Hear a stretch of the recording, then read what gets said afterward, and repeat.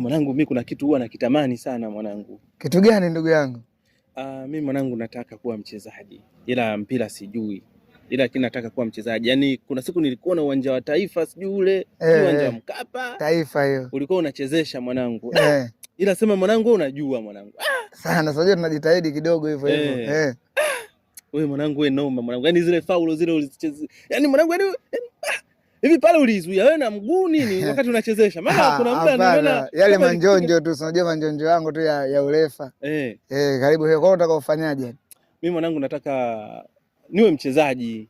Sasa wewe unataka kuwa mchezaji huko hivyo, unajua taratibu za uchezaji, sheria 17 za mpira unazijua?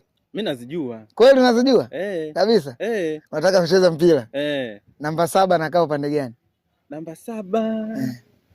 Namba 7 anakaa huku, anamlinda kipa huku. Anamlinda kipa? Anamlinda kipa huku.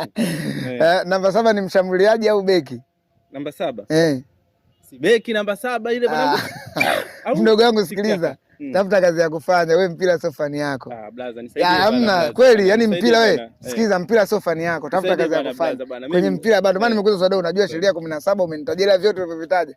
Vile tofauti, tafuta, jiandae kwanza. Ukishajiandaa nitafute, nitakupa connection. Sawa? Au mwanangu umenizalau labda mguu? Hapana, bado hujakaa sawa. Ni mchongo, naenda tu Karume kununua viatu mwanangu mimi. Ukishanunua sasa ndo utaniita, utanitafuta, nitakuelekeza. Basi poa, basi pamoja na mengine basi nigea hata namba yako ya simu. Haina noma, leta nikuandikie. Poa ila mwanangu namba 7 ile beki mwanangu yani namba 7 sio beki. Namba 7 sio beki. Basi poa, utanitafuta tuchezeshe muda, sijui na mambo yangu kidogo. Kingine hivi ukiwa unachezesha mpira uwanjani, nisaidie tu kwa hilo la mwisho. Subiri, na mambo chungu mzima, nitakutafuta sawa? Au sio? Nitakutafuta. Poa bana blaza. Haina noma.